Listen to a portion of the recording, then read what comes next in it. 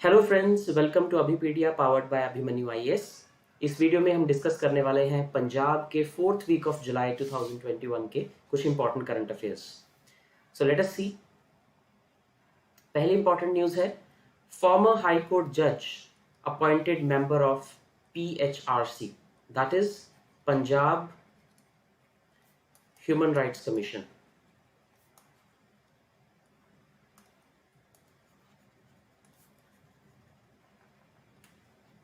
तो Punjab human rights commission यानी कि स्टेट ह्यूमन राइट्स कमीशन एक स्टैट्यूटरी बॉडी है। स्टैट्यूटरी यानी कि ये एक कॉन्स्टिट्यूशनल बॉडी नहीं है। इसकी प्रोविजन कॉन्स्टिट्यूशन ऑफ इंडिया में नहीं बल्कि एक अलग से एक्ट में दी गई है। So it's a statutory body. तो आइए देखते हैं। So justice Nirmaljit Kaur, a former जज of Punjab and Haryana high court, has been appointed as a member. तो Punjab state human rights commission की नई मेंबर अपॉइंट हुई हैं जस्टिस निर्मलजीत कौर। तो ये हाई कोर्ट से जनवरी 2021 में रिटायर हो गई थी and she was elevated as a जज इन 2008। तो ये एक नई मेंबर बनी है। फैक्चुअल एक आपके लिए इंफॉर्मेशन है।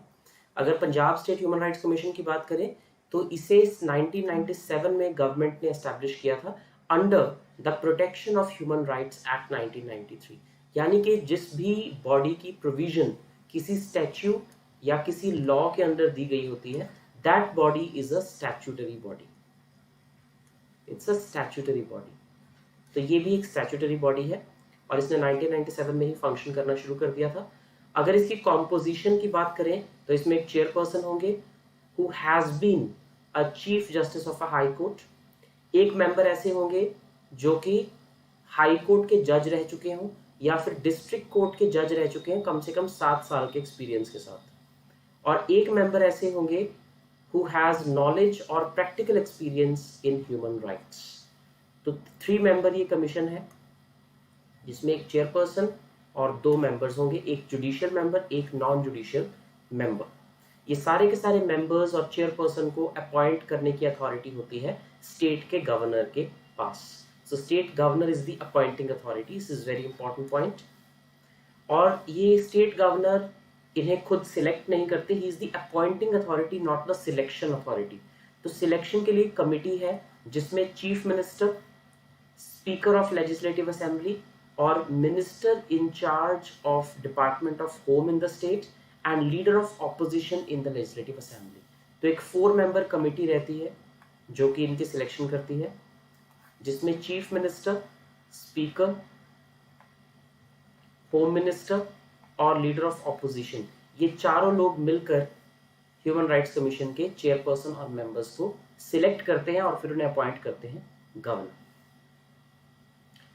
इसके अलावा एक सेक्रेटरी होते हैं कमीशन के और एक चीफ इन्वेस्टिगेशन ऑफिसर होते हैं। Secretary should not be below the rank of secretary to the state government. So generally एक IAS या फिर PCS officer who is not below the rank of secretary to the state government is appointed as secretary to the commission.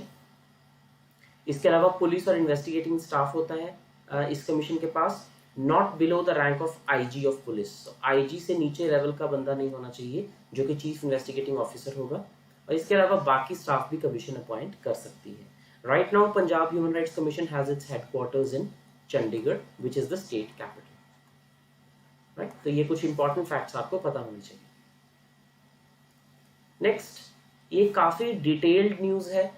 इसको आप जितना हो सके detail में cover करें। Of course the PDF has been attached with your class. तो इसको I would recommend you कि आप इसको बहुत अच्छे से स्टडी करें। बेसिकली गवर्नमेंट ने एक मॉन्टेक आलूवालिया पैनल कॉन्स्टिट्यूट किया था कि किस तरह से कोविड से इकोनॉमी की रिकवरी की जाए।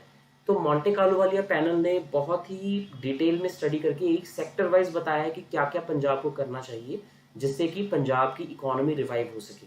Because Punjab economy is one of the worst performing economies in India right now, ऐसा इस पैनल का कहना है।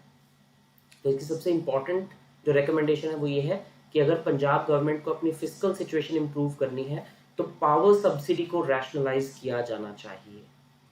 सो Montek Singh Ahluwalia led expert group on medium and long term post covid economic strategy for Punjab, ये गवर्नमेंट ऑफ पंजाब ने कॉन्स्टिट्यूट किया था।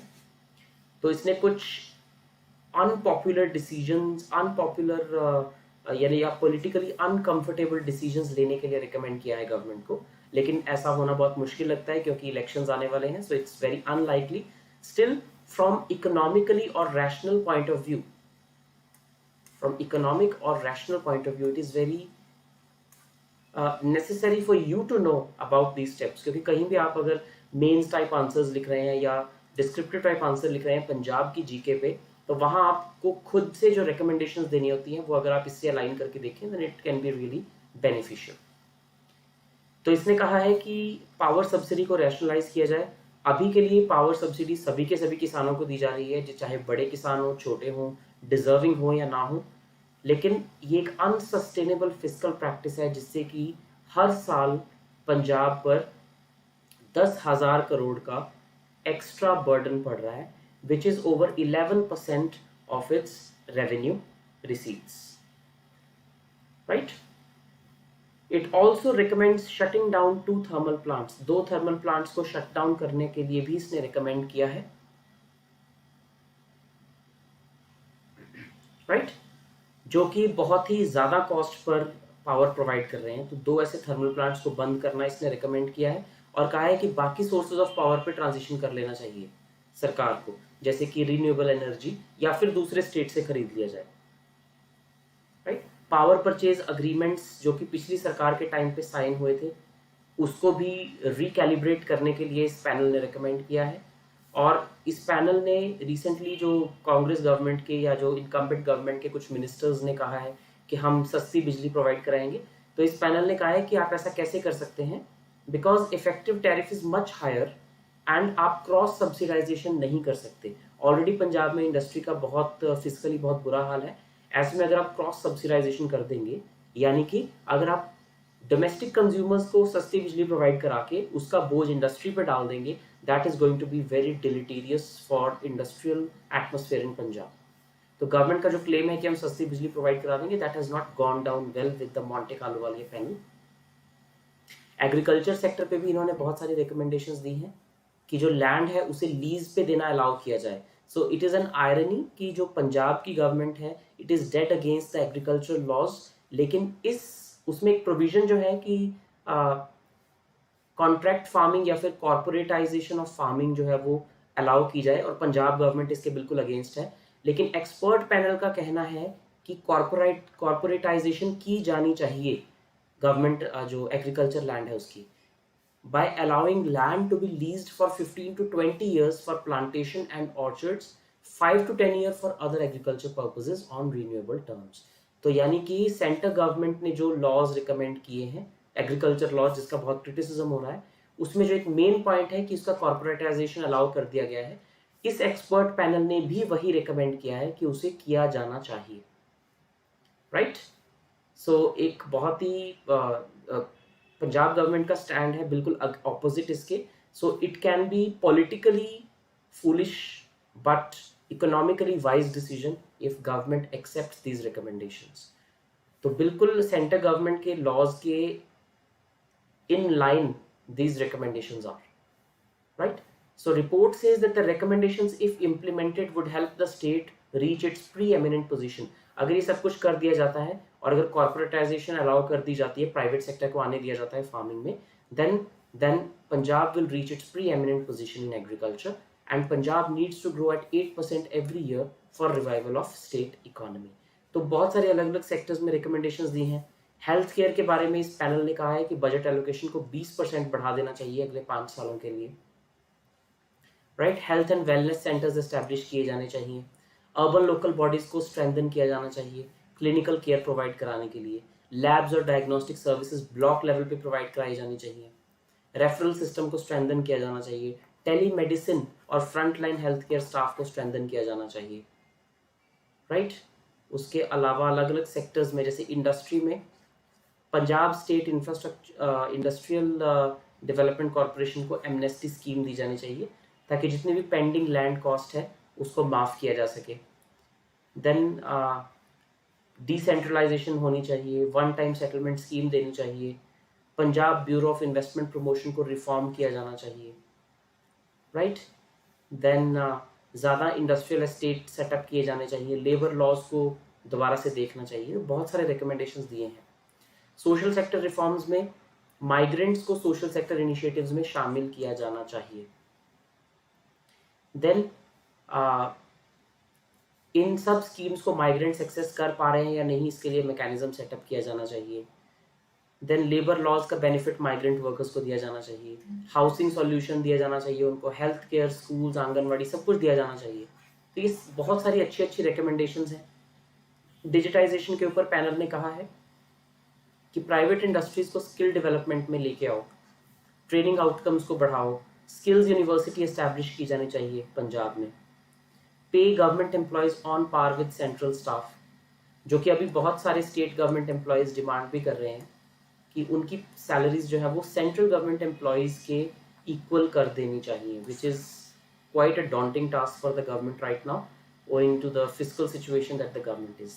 तो ये जितनी भी रिकमेंडेशंस हैं, ये सारी रिकमेंडेशंस आपको अच्छे से एक बार गो थ्रू करनी है, so that you can also learn a lot and you can use it in your answers. Next, national highway to be turned green in Punjab. तो पंजाब फॉरेस्ट डिपार्टमेंट और national highways authority of India NHAI, इन दोनों ने मिलकर एक plantation drive चलाने का जो है वो बीड़ा उठाया है, you can say, under the green highways mission project, GHM project. So the idea is afforestation या फिर social forestry, you can say, कि जितने भी हाईवेज हैं या लीनियर प्रोजेक्ट्स हैं उनको जितना हो सके उन पे पेड़ पौधे लगाए जाएं, ग्रीन हाईवेज मिशन प्रोजेक्ट। तो इससे क्या होगा कि NHAI के अंदर जितना भी लैंड है हाईवेज के आसपास, उन सब जगहों पर प्लांटेशन कर दी जाए, जिससे कि एक तो वहां पर इलीगल एंक्रोचमेंट नहीं हो पाएगी और दूसरा उसका एनवायरमेंटल बेनिफिट तो बहुत ही ज़्यादा है।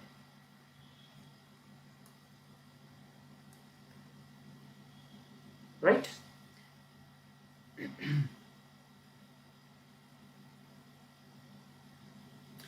So the formal collaboration between these two agencies, Forest Department as well as NHAI, started, इसको पहले पायलट प्रोजेक्ट के तौर पर किया भी जा चुका है NH54 पर, अमृतसर पठानकोट सेक्शन में इसे ऑलरेडी किया जा चुका है, जिससे कि बहुत फ्रूटफुल रिजल्ट्स आए हैं। And they shall take up this plantation drive on 5 more national highways. तो एक अमृतसर पठानकोट स्ट्रेच पे ऑलरेडी ये हो चुका है, हजारों पेड़ पौधे लगाए जा चुके हैं।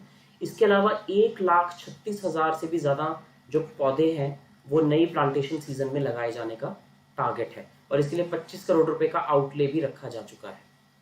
इन सब की मॉनिटरिंग की जाएगी IT एनेबल्ड एप्स के थ्रू, QR कोड्स के through. Basically the purpose is कि पहले भी ऐसी बहुत सी प्लांटेशन ड्राइव्स हुई हैं, लेकिन उनको बाद में मॉनिटर नहीं किया जाता, जिससे कि वो due to lack of maintenance they die down, तो वो बड़े पेड़ नहीं बन पाते। लेकिन अब इनकी मॉनिटरिंग की जाएगी, पहले 1 से 2 साल तक जब उन्हें केयर की जरूरत होती है। After that they will help in increasing the green cover of the state a lot. इसके अलावा थीमेटिक प्लांटेशन की भी बात की जा रही है। थीमेटिक यानी कि एक पर्टिकुलर थीम पे बेस्ड पेड़ पौधे लगाए जाएं, जिससे कि एस्थेटिक लुक, एक अच्छी लुक भी आ सके और उससे एनवायरनमेंट को भी बेनिफिट हो सके और उससे रोड इंफ्रास्ट्रक्चर में भी हेल्प मिले। कई जगह पर जहां पर ये प्लांट्स लगाए जाते हैं on the divider of national highways, उससे एक्सीडेंट्स को कम करने में मदद मिलती है, जिससे कि डस्ट को सोकअप किया जा सकता है। जो सामने से आने वाले व्हीकल्स हैं उनकी हाई बीम लाइट्स को डिफ्लेक्ट किया जा सकता है, उनको एज अ बैरिकेड ये काम करते हैं, जिससे कि सेफ्टी और सिक्योरिटी बढ़ जाती है। तो इसके लिए नेटिव स्पीशीज को यूज़ किया जाएगा, जैसे कि टिम्बर, फ्रूट, मेडिसिनल और जिनकी इकोलॉजिकल वैल्यू भी हो। तो सब कुछ मल्टी डायमेंशनल अप्रोच है, इकोलॉजी भी उससे इफेक्ट हो, इकोनॉमी को भी फायदा मिले, सब तरह से उससे बेनिफिट होना चाहिए। So green highways mission project Punjab में इसको अच्छे से इंप्लीमेंट किया जा रहा है। Finally, virology centre to come up in new Chandigarh. New Chandigarh which is a part of Punjab, वहां पर department of medical education and research ने एक नया national institute of virology setup करना जो है वो एक्सेप्ट कर लिया है। तो इसी जगह पर PGI भी है, PGI MER, which is post graduate institute for medical education and research. जो कि बिल्कुल चंडीगढ़ की बाउंड्री पर है, PGIMER। तो यहाँ से कुछ ही दूरी पर national institute of virology setup किया जाएगा। और virology is the science of vaccines. तो इस तरह से basically national institute of virology Pune में है। तो उसके अलावा नॉर्थ इंडिया में वीरोलॉजी के ऊपर कोई बहुत बड़ा इंस्टीट्यूट नहीं है, तो इसलिए यहाँ पर इसको सेटअप किया जा रहा है, which is going to fill a big gap. Initially जब कोविड पिछले साल 2020 में आया था, तो शुरू में कोविड के सैंपल्स को पुणे भेजा जाता था। Just imagine the situation. धीरे धीरे बहुत सारे लैब्स को सर्टिफाई किया गया। तो इस तरह से डिसेंट्रलाइजेशन करने के लिए कि इस तरह के इंस्टीट्यूट्स ऑफ एक्सीलेंस इंडिया में अलग अलग जगह पर हो, तो वेस्टर्न इंडिया में ऑलरेडी पुणे में है, तो अब नॉर्थ इंडिया में इसे न्यू चंडीगढ़ में एस्टैब्लिश किया जा रहा है। यहाँ पर पोस्ट ग्रेजुएट कोर्सेज चलेंगे, ट्रेनिंग और रिसर्च की जाएगी on diseases such as influenza, encephalitis, dengue, chikungunya, Ebola, H1N1 COVID etcetera. कोई भी अगर कोई नया डिजीज आता है तो उस पर रिसर्च करने के लिए वीरोलॉजी इंस्टीट्यूट काम करेगा। तो रीजनल सेंटर है ये एक तरह से NIV पुणे का, और इससे सारे के सारे जो नेबरिंग स्टेट्स हैं उनको भी बहुत ज़्यादा बेनिफिट मिलेगा।